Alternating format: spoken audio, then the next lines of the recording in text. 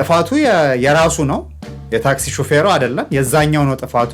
ግን ጥፋት ያጠፋው ሰውዬ ኡኡ ይላል፣ ይሳደባል፣ የታክሲ ሹፌሩን ይሰድበዋል፣ ይረግመዋል። በጣም ብዙ ነገር ነው የሚለው እና የታክሲ ሹፌሩ ዝም ብሎ ከሰማው በኋላ መልካም ቀን ይሆንልህ ብሎት ሄደ።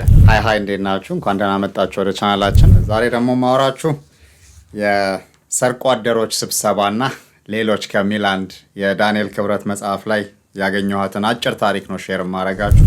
ባይ ዘ ዌይ ዳንኤል ክብረት እንግዲህ ፎር ዘ ፓስት 10 ዓመት ምናምን የኔን ሐሳብ አቅጣጫ አስይዟል ብዬ ከማስባቸው ሰዎች ውስጥ ከዋነኛዎች ውስጥ የሚጠቀስ ነው።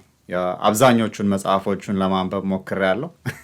በተለይም አጫጭር ታሪኮች ስለሆኑ ብዙ ጊዜ የሚጽፈው እነሱን አብዛኞቹን የማንበብ እድል አግኝቻለሁ ብዬ አስባለሁ። በተለይ ከ5 ዓመት በፊት የነበረው ማለት ነው። ከ5 ዓመት በኋላ ያው እሱም ፖለቲካ ውስጥ ገብቷል አንፎርቹኔትሊ። ሌላ ታሪክ ሆኗል።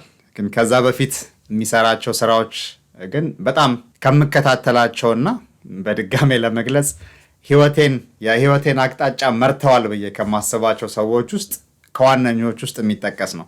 anyway ከሱ መጽሐፍ ላይ እንግዲህ ቅድም እንዳልኳችሁ የሰርቆ አደሮች ስብሰባና ሌሎች ከሚለው መጽሐፉ ላይ ቆሻሻ መጣል ክልክል ነው የምትለዋ አንድ አጭር ታሪክ አለች።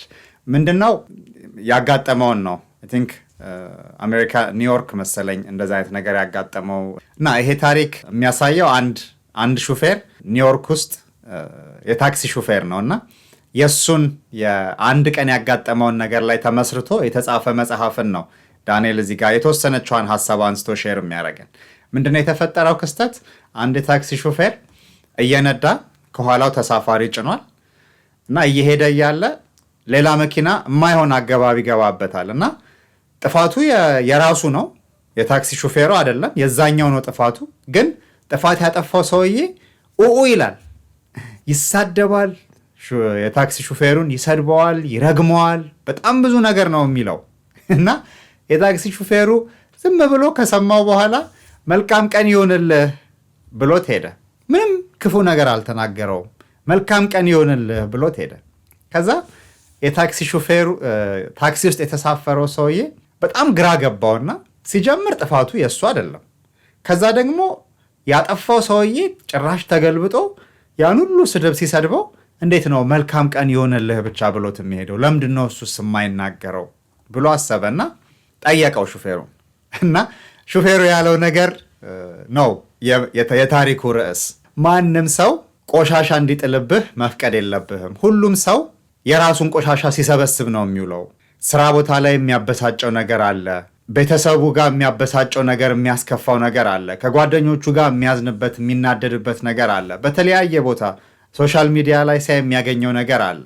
እነዚህን ቆሻሻዎቹን በሙሉ ሰብስቦ ልክ የቆሻሻ መኪናው ሲሞላ ቆሻሻውን የሚያራግፍበት ሰው ይፈልጋል ያ ሰው። ስለዚህ ያንን ቆሻሻውን አንተ ላይ እንዲያራግፍበት መፍቀድ የለብህም ነው። ቆሻሻ መጣል ክልክል ነው ማለት አለብህ። የፈለገው ቦታ ሌላ ቦታ ሄዶ ቆሻሻውን ይጣል። አሁን እሱ እኔ ምንም አልበደልኩትም፣ ራሱን ያጠፋው ግን በራሱ ከተለያየ ቦታ የሰበሰባቸውን ቆሻሻዎቹን በዚህ አጋጣሚ እኔ ላይ ሊጥልብኝ ነበር።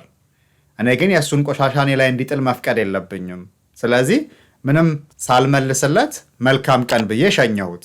በቃ እንደዛ ካልኩት ቆሻሻውን ይዞ ሌላ የሚጥልበትን ሰው ይፈልጋል አለውና ለእኔ በጣም አሪፍ አስተማሪ ምክር ነች።